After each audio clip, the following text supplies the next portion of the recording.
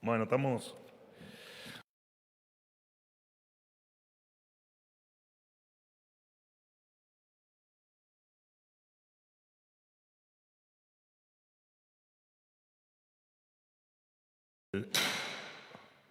¿Todo bien? ¿Seguro? Un poco accidentada hoy la conferencia.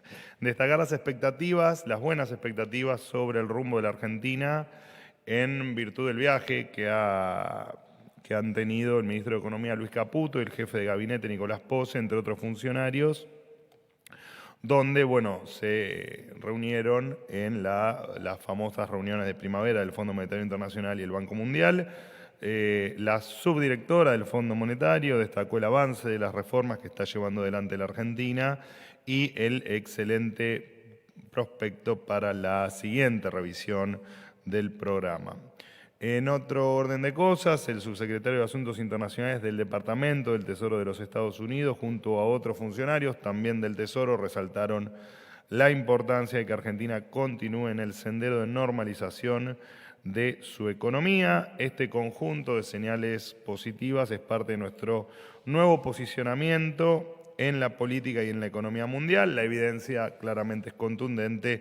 Los países más prósperos son aquellos más abiertos y aquellos que se muestran más dispuestos a comerciar con el resto del mundo y no al revés, ¿no? Esta idea de encerrarnos que hemos tenido en la Argentina durante tanto tiempo y tanto daño nos ha hecho a todos.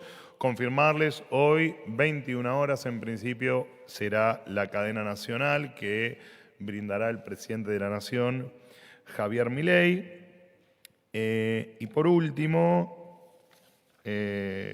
por último, y después me abro a preguntas, alguna referencia a tema de universidades,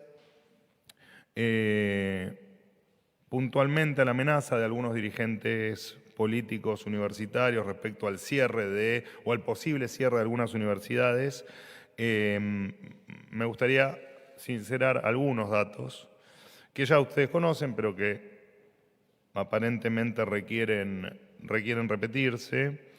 El jueves pasado hubo diálogo y hubo un acuerdo. El Gobierno Nacional aumentó el 70% las partidas de gastos de funcionamiento en marzo. Habrá otro 70% de ajuste en mayo.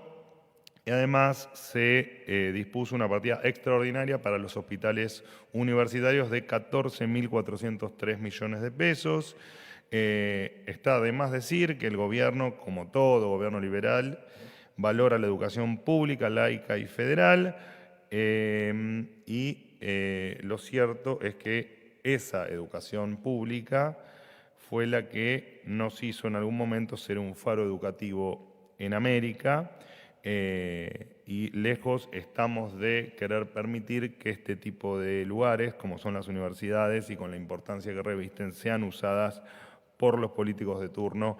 Eso no, para beneficio propio, por supuesto, eso no lo vamos a permitir. Hace décadas, por supuesto, que entendemos que la universidad funciona con severos problemas, las facultades están en malas condiciones edilicias, muchas de ellas, los profesores no cobran por su trabajo, hay matrículas con contenidos que no se actualizan hace 30 años y los índices de terminalidad educativa se vienen cayendo a pedazos, vienen cayendo en picada.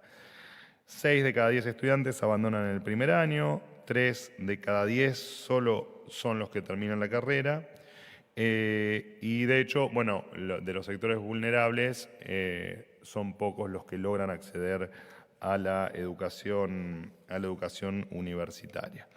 Y nos seguimos preguntando, ¿no? ¿Por qué algunas autoridades universitarias levantan la voz ahora y no el año pasado, cuando la inflación fue del 211% y han sufrido aquel año 2023 tamaño ajuste real en sus partidas?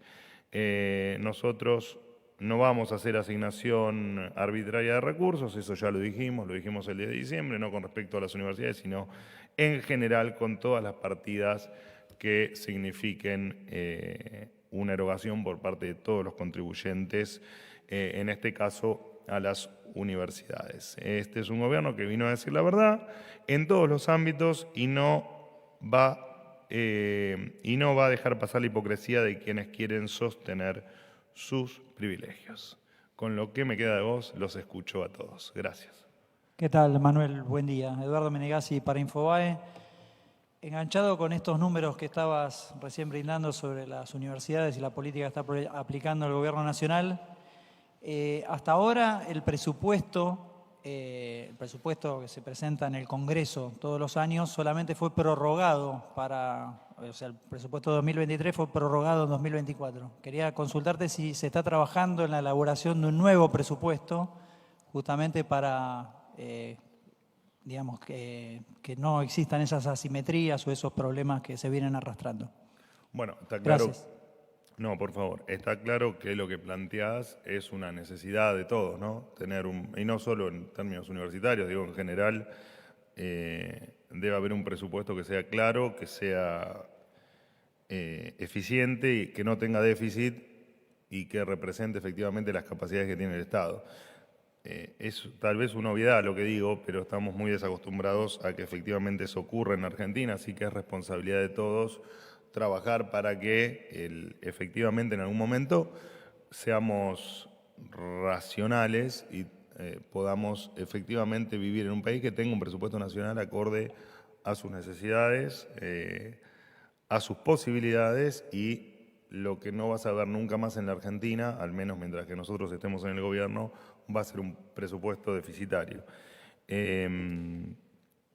Así que, pero de todas maneras, con respecto al reclamo, te repito, nos llama la atención que habiéndonos puesto de acuerdo la semana pasada, bueno, evidentemente, más allá del reclamo genuino que puedan tener los estudiantes, que es a quienes nosotros nos debemos, nosotros solo nos debemos a los estudiantes y solo nos debemos a los que ingresan a la universidad para salir mejores, para tener un título universitario y para apostar al futuro, nos debemos a ellos, no nos debemos al resto que quiere efectivamente mantener su status quo dentro de una institución tan importante como es una universidad, y más hoy en la República Argentina, ¿no? Con lo tanto que necesitamos la educación. Perdón, la voz la voy perdiendo. Vocero, ¿qué tal? Buenos días. Nicolás ¿Cómo andas? Bien, Gallardo, de estuvimos CNN Radio. cerca ayer. Efectivamente. Muy cerca. Muy cerca. Le quiero preguntar por el tema dietas. Un par de definiciones, siempre guiándome de lo referido a la postura del presidente y del gobierno en general. Preguntas rápidas, pero seguramente va a ser una respuesta corta, no hace falta que sea tan extensa. ¿El presidente estaba al tanto de la discusión que estaba teniendo el Senado en torno a este tema? Y si le va a pedir el presidente la renuncia del senador Olivera, que habilitó en la moción que se termine aprobando en el recinto, sin diputados va a ocurrir lo mismo, y más netamente con el tema gobierno, con la Casa Rosada, ¿qué va a ocurrir con los funcionarios? No hubo aumento de sueldo, pero sí ascensos de rangos y supuestas partidas discrecionales para supuestamente complementar algunos sueldos atrasados. El presidente ¿va a congelar los salarios de ministros, secretarios de Estado? Eso. Bueno, empiezo por el final, que me parece la parte más interesante, porque, no, arrancamos por la primera parte, vamos a ser ordenados una vez en mi vida. Son debates legislativos y la verdad es que más allá de que uno puede estar o no de acuerdo con lo que han hecho, estuvo, me parece que bastante claro que somos parte de la sociedad que no queremos ver ese tipo de espectáculos bochornosos.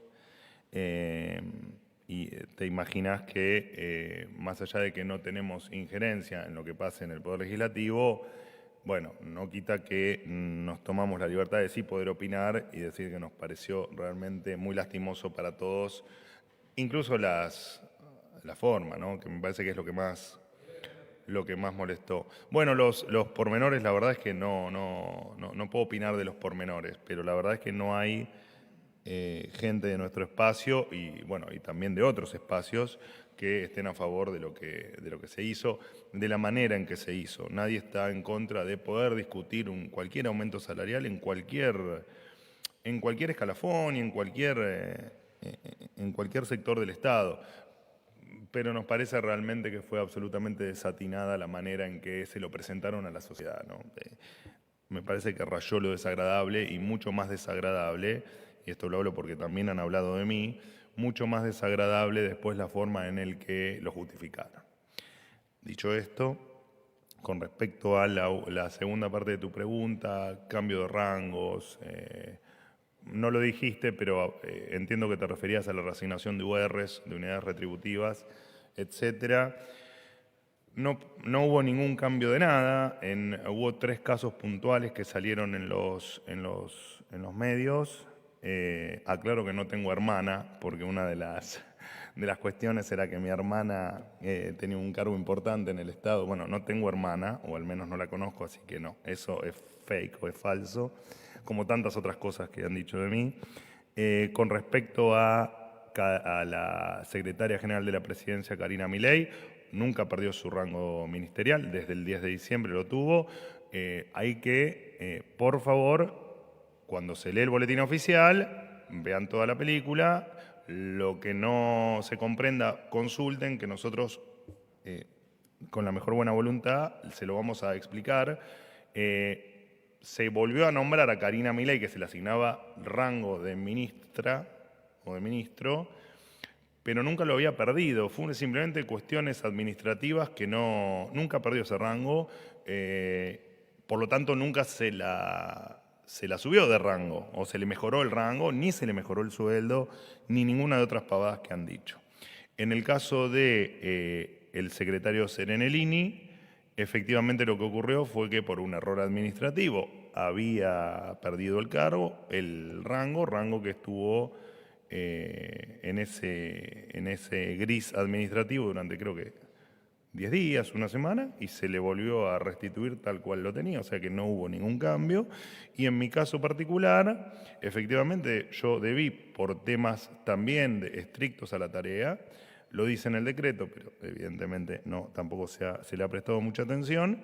Mi función requiere ser secretario de Estado, cosa que debió haber ocurrido el 10 de diciembre, no ocurrió por temas de la propia dinámica burocrática que todos saben muy bien que existe, y ocurrió ahora y tampoco debió ser una novedad absolutamente para nadie.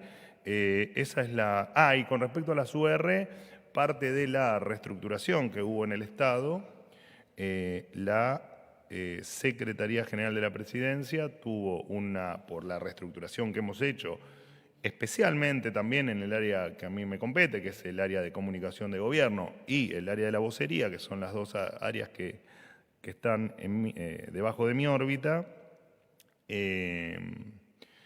Cuando se hizo esta reasignación de empleados y de recursos, parte de estos recursos eran las UR que se suman a la cantidad de URs totales. Esto para la gente es muy aburrido porque no se entiende, pero es simplemente proporcional al incremento de empleados que vas a notar faltante de URs en esto creo que venían de jefatura de gabinete, estas UR.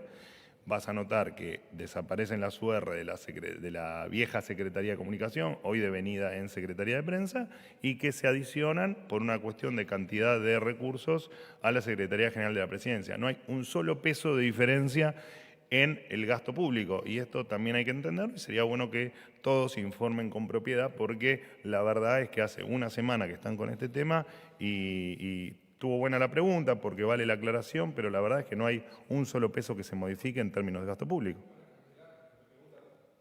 Los salarios hoy están congelados.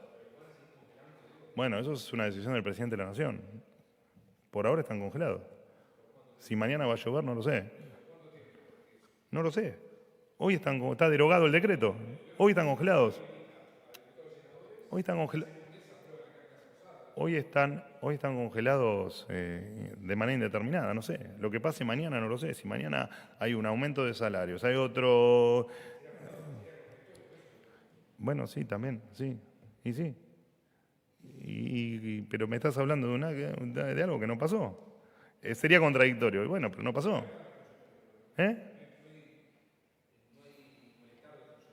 ¿Y por qué va a haber un malestar de los funcionarios? ¿Vos decís que hay malestar en los funcionarios? ¿Vos me ves con malestar? No. Bueno, Gracias por la pregunta. Estuvo buena para aclarar la situación. Hola Manuel, buen Jaime, día. querido, Jaime ¿cómo Rosenberg, estás? ¿cómo estás? ¿Todo bien? Muy bien, muy bien. Te quería consultar, cambiando de tema, el jueves pasado hubo una delegación de la CONAE, otros miembros del Poder Ejecutivo, visitando la estación aeroespacial que tiene China en Neuquén.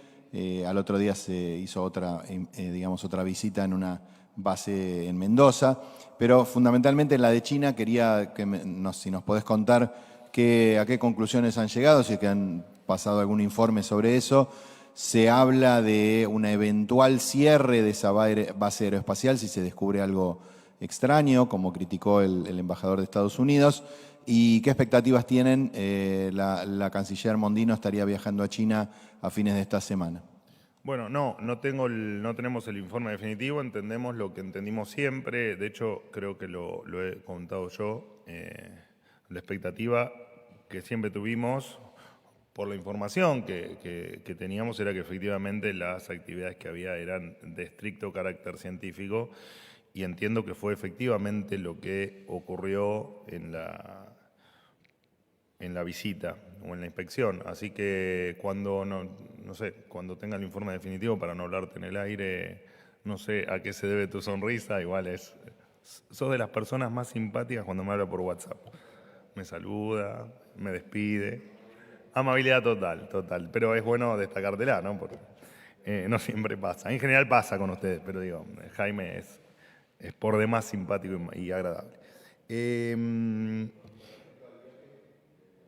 Y con respecto al viaje de Diana Mondino, del cual tampoco tengo la agenda ni los detalles, pero va en línea con seguir nuestras relaciones con el mundo, tal como lo veníamos haciendo, sin animosidad contra nada ni contra nadie, y en virtud de siempre promover las buenas relaciones entre pueblos. Así que, pero supongo que en cualquier momento voy a tener los detalles de la agenda y se los vamos a compartir. ¿Qué tal, vocero? ¿Cómo está? ¿Cómo andás? ¿Bien? Bien. Sofía Rojas para Noticias Argentinas. El lunes pasado usted habló de un rediseño del Plan ENIA, que es un programa que en 5 años redujo en un 50% la tasa de embarazo adolescente y además le supuso un ahorro al Estado en materia de asistencia de salud. Por eso quería pedirle mayores detalles de este rediseño, consultarle de cuánto va a ser el presupuesto y bajo qué área funcionará, y en la misma línea consultarle si el gobierno está en condiciones de garantizar la continuidad del plan. Gracias. Bueno, imaginarás que no traje los detalles como para dártelos. Ahí entiendo un informe sobre ese recorte. Si gustás, te lo pasamos a vos, a todos, o lo paso por el grupo de WhatsApp. Ahí la nariz seguramente está anotando lo que estoy diciendo.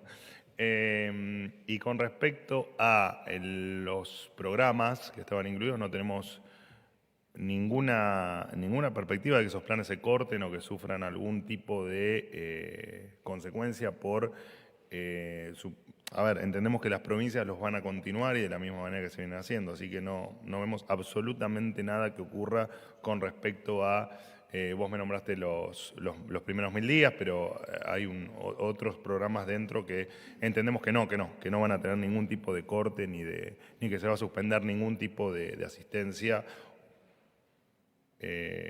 Lo que corresponda al gobierno nacional será, y que no tenga la obligación de transferirlo, esos programas sí, efectivamente se van a rediseñar y las provincias evaluarán con cuál de ellos pretenden seguir, cuáles les son de utilidad y en cuáles efectivamente les es eficiente gastar el dinero.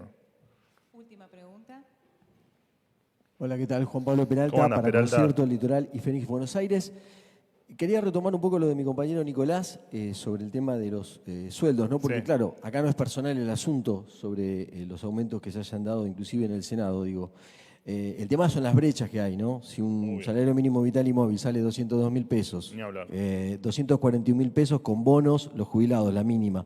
Potenciar trabajo, 78.000 pesos. Ese es el tema, ¿no? Y después 4, 5, 7 millones funcionarios de Poder Legislativo o Ejecutivo.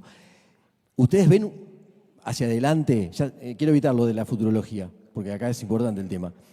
¿Ven para adelante y decir, bueno, nosotros vamos a tratar de tirar esta brecha y tenemos un sentido de que en pocos meses o en el año que viene, no sé cuándo, estas brechas se van a achicar porque son impresionantes. O sea, cualquier trabajador, cualquiera de nosotros, está muy alejado de los salarios que tienen los legisladores o los funcionarios en general. Y por último, una postilla cortita que puede ser por sí o por no, como decía un candidato. Sobre los deudores UBA, que tanto nos piden si le podemos hacer la pregunta, si hay alguna decisión tomada. El presidente ya había dicho algo, que no iban a hacer nada, pero ¿puede haber alguna modificación en eso? ¿Quién era el que decía por sí o por no? Massa, o había un periodista, era Massa. Bueno, no fue tan bien, ¿no? El desenlace. A ver, obviamente las brechas salariales son una realidad, digo. No hay mucho para decir. Y está claro que en Argentina tenemos un problema de salarios destruidos.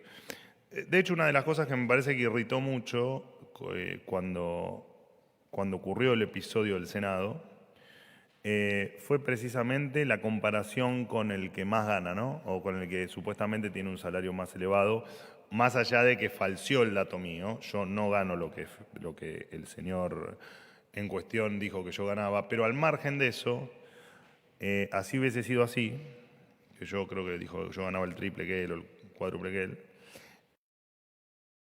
que él. Si eso fuese así, lo que vos decís es muy cierto. Digamos, que un legislador se compare con sueldos más altos, justificándose cuando en realidad hay sueldos que, mismo en esta Casa Rosada, digo, ¿no? Que son sueldos que están muy por debajo de ese monto, por supuesto que causa indignación. Y está claro que todos estamos...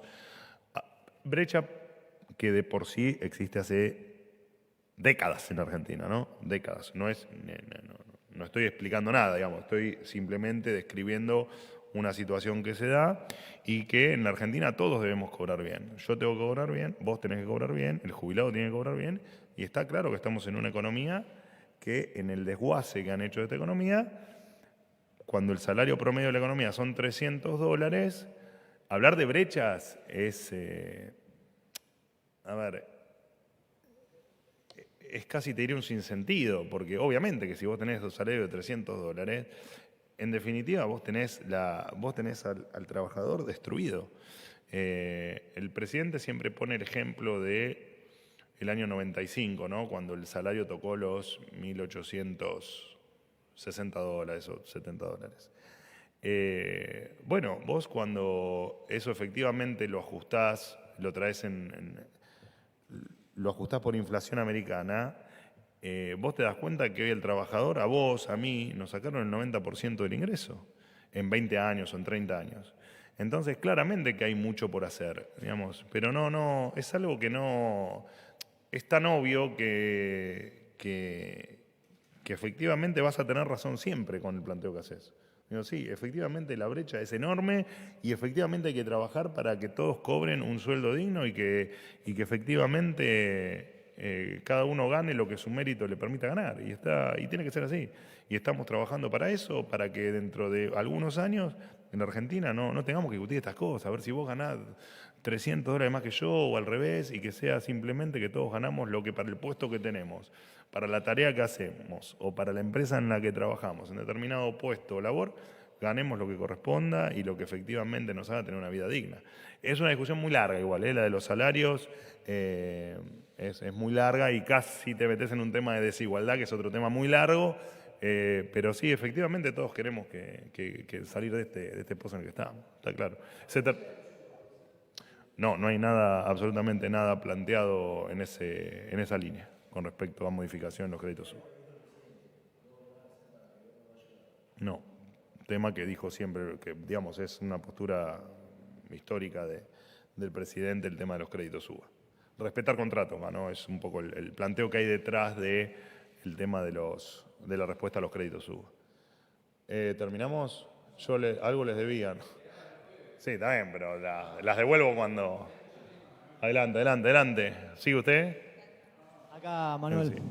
Gracias por cumplir la promesa de continuar con las preguntas. Honestamente, que habían. no es que no se las iba a cumplir, pero se las iba a dar dosificadas en la semana, pero pensé que no me iba a aguantar. Cualquier sistema va a ser bienvenido. Adelante. Quería preguntarte por una medida de fuerza que va a llevar adelante la CAT, la Confederación Argentina de Trabajadores del Transporte, el próximo 6 de mayo. Asambleas informativas, corte del servicio de 8 a 11 de la mañana. Esto es por la preocupación en el sector por la implementación del piso del impuesto a las ganancias y por también demora en la homologación de algunas negociaciones paritarias. Esto se suma a la medida de fuerza anunciada por los CGT para el 9 de mayo. Puntualmente quería pedirte una reflexión por las dos cuestiones, sobre todo por el anuncio de la CGT, teniendo en cuenta que se realizó un día después de la reunión con el ministro Francos, en la que pareció que los puentes se habían acercado y al otro día la CGT anunció la medida de fuerza. Bueno, yo ya les había comentado un poco la postura con respecto a la decisión de la CGT de hacer paro. Están en su derecho a hacer paro, dentro de la ley todo, fuera de la ley nada. Lo que se haga dentro de la ley, estamos conformes de que así ocurra. Lo que no ocurra fuera de la ley, tomaremos todas las medidas que haya que tomar para que efectivamente eso no pase. Lamentamos enormemente que cada vez que pasan estas cosas, tanto con cuestiones estrictamente de transporte como cuestiones un poco más generales, que siempre termina afectando a la actividad y al que efectivamente quiere ir a trabajar, quiere movilizarse, quiere llegar a un hospital, la verdad es que nos parece lamentable que le compliquen la vida a la gente, digamos, pero más allá de eso, quien crea tener dentro de la ley las ganas de efectivamente hacer un paro de actividades, repito, dentro de la ley, nosotros no nos oponemos a eso, podemos no estar de acuerdo, pero no nos oponemos. Esperemos que sea dentro de la ley, claro. No, solemos no sorprendernos de nada. No. ¿Qué tal? Fabián, ¿cómo andás? estás, Manuel? Vos acabas de decir en la introducción que hubo acuerdo con las universidades para recibir el presupuesto. Esto fue desmentido absolutamente por el Consejo Interuniversitario Nacional. Señalaron que fue una propuesta del gobierno, no un acuerdo, y en ese sentido plantearon la necesidad de, por supuesto, de valorar el esfuerzo del gobierno, pero llamaron a un diálogo. En ese sentido, quería repreguntarte entonces por qué, tomando en cuenta las declaraciones de los rectores, dijiste que había acuerdo cuando ellos lo desmintieron, o cuál es la razón. Y la otra, hay una duda en el contexto del presidente Javier Milei, preguntarte, porque en líneas generales se sabe, te voy a preguntar que por ahí es un tema banal, pero muchos se preguntan si efectivamente hay 4 o 5 perros en la Quinta de Olivos y consultarte esa situación. Gracias. Con respecto a la primera pregunta, que es, nosotros consideramos que efectivamente existieron las conversaciones, que hubo acuerdo en virtud de los números que les transmití hoy. Por supuesto que, lo dije al pasar, pero está buena la pregunta para reiterarlo. Nosotros siempre vamos a defender a los alumnos, a su derecho a educarse y a su derecho a efectivamente tener un futuro en la Argentina, que es por lo único que estamos acá, por lo único que el 10 de diciembre asumimos. Y te diría que en lo personal, por la única razón que me sumé a esto fue precisamente para intentar tener una Argentina mejor en el futuro, lo cual transforma la marcha en una marcha incentivada por la política. No que no sea genuina por los alumnos. Los alumnos, por supuesto que es súper genuino lo que hacen y súper genuina la marcha, los reclamos que puedan considerar, etc. Lo que no consideramos genuino es que desde un escritorio incentiven a que este tipo de cuestiones ocurran, no de manera natural, sino de una manera, te repito, con cierto incentivo detrás. Con respecto a la cantidad de perros que pueda tener el presidente Milei, no entiendo en qué te cambia que sean 4 perros, que sean 5 perros o que sean 43 conejos. ¿Cuál es la diferencia?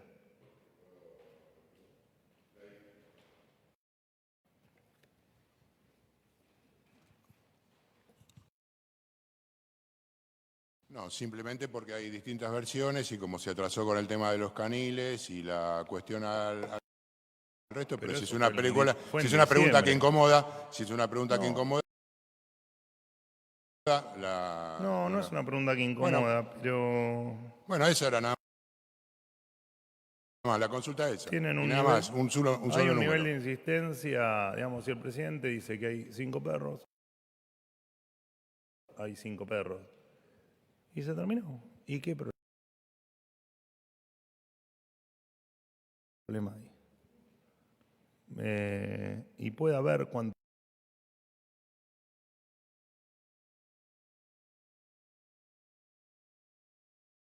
perros el señor presidente se le ocurra tener. Digo, me descolocaste con la pregunta, la verdad es que me descolocaste absolutamente. Son preciosos encima, son unos animales hermosos, hermosos. ¿Tenemos más preguntas? Manuel, buen día. Hernán Mundo, de Radio ¿Cómo Nacional. anda? ¿Bien? Bien, todo bien. Quería consultarte porque hoy se conoció el nuevo cuadro tarifario de trenes para el AMBA y también para servicios de larga distancia. ¿Qué va a pasar con los colectivos? Hay una decisión tomada de poner una pausa respecto a los aumentos de estas tarifas, por ejemplo, en el área metropolitana de Buenos Aires. ¿Qué puede esperarse en ese sentido? Sobre todo porque hay una medida de fuerza, en principio anunciada por la UTA también para el jueves, y los empresarios dicen, si no hay aumento de tarifas o no hay aumento de compensaciones, nosotros no podemos hacer nada. Gracias. Bueno, a ver, el tema repetitivo. No, esto, en muchos medios leí que íbamos a retrasar los aumentos y que la verdad que no sé de dónde, cuál es la fuente, ni quiero que me la digan, pero digo, no sé bien de dónde sacan esa fuente, todo lo que el diseño que tenemos hecho, después si el aumento ocurre un mes u otro mes por temas administrativos, por temas de audiencia, por temas de cuestiones que exceden a la voluntad de uno, eso es un tema, pero no tenemos ninguna decisión tomada de retrasar adrede determinados aumentos para ver si el impacto inflacionario no está dentro de nuestro plan. Bueno, a ver, la verdad es que entiendo que sí, pero no tengo. Me agarraste con el tema que no tengo el último dato, pero entiendo que no hubo ninguna modificación en el planteo que habíamos hecho. Pero bueno, eso después la análisis, si hay alguna actualización, la verdad es que entiendo que no, pero que todo sigue igual. Pero a ver, si no ocurre en mayo, que es lo que quiero que quede claro, no es por una decisión adrede de decir, bueno, no, en mayo no lo vamos a hacer, No, hay un plan delineado y se va a seguir, y después si no es en mayo es en junio, habrá sido por un tema administrativo, por un tema de la propia burocracia, no porque haya una decisión adrede, así que independientemente del mes, ¿no? Última pregunta. Llegamos. Buen día, vocero. Muchas gracias por la adquisición de las preguntas. Por favor. Fernando Ramírez para parlamentario.com. Hay dos objetivos centrales en el área legislativa que tiene el presidente Milei, que es la ley de bases y la reforma fiscal ahora. Pero condicionó su aprobación para firmar ya casi en un mes el Pacto de Mayo. Hay expectativas de que sean aprobadas ambas leyes y sigue en pie el Pacto de Mayo. Y respecto del tema salarial en el Poder Ejecutivo, ya hace un mes yo le pregunté porque sigue habiendo malestar en áreas del Poder Ejecutivo por los bajos salarios. Ustedes que están normando sobre todo, ¿no están estudiando en el área del Poder Ejecutivo normar el tema de los salarios? Porque, por ejemplo, se dice que hay funcionarios de empresas descentralizadas, como YPF, que tienen salarios muy altos. Gracias. Bueno, sí, a ver, un poco se lo contaba creo que a Peralta. Efectivamente hay cuestiones que evidentemente hay que revisar y se irán revisando en tanto y en cuanto los tiempos, la normativa y la propia burocracia la permitan. No todo es tan fácil como parece, ya lo he aclarado en determinadas cuestiones. Pero está claro que hay cuestiones que hay que ver, que hay que modificar y que hay que modernizar, hacer más eficiente y hacer más, ¿cómo decirlo?, equitativas o justas. Así que eso va a estar siempre en revisión. No hay nada que uno pueda aclarar más allá de que efectivamente es un tema que va a tener permanente revisión. No me acuerdo cuál fue la primera pregunta. Bueno, me lo han preguntado la semana pasada. Nosotros, incluso en la primera ley base, digo, en la primera versión tuvimos la expectativa de que se apruebe, más allá de que sabíamos que las chances, conociendo el espectro político, eran bajas. Entendemos que hubo una evolución de parte de la política en entender que la ley bases no era nuestra, que la ley bases era para todos, que tenía un montón de cuestiones que hacían de un futuro mejor para todos, de regulaciones, de desregulaciones sobre cosas reguladas que son muy necesarias, y seguimos con la misma expectativa de que efectivamente la ley termine siendo ley, ¿no? Y no ese desguace que se hizo o que se intentó hacer de la ley en la ley original. Entendemos que estamos en otro escalón, entendemos que algunas cuestiones se han entendido como debían y entendemos que no debe haber inconvenientes para que la ley se apruebe. Ahora, vale la aclaración, si la ley no se aprueba, seguiremos haciendo lo mismo que venimos haciendo y seguiremos intentando porque efectivamente dejen de atarle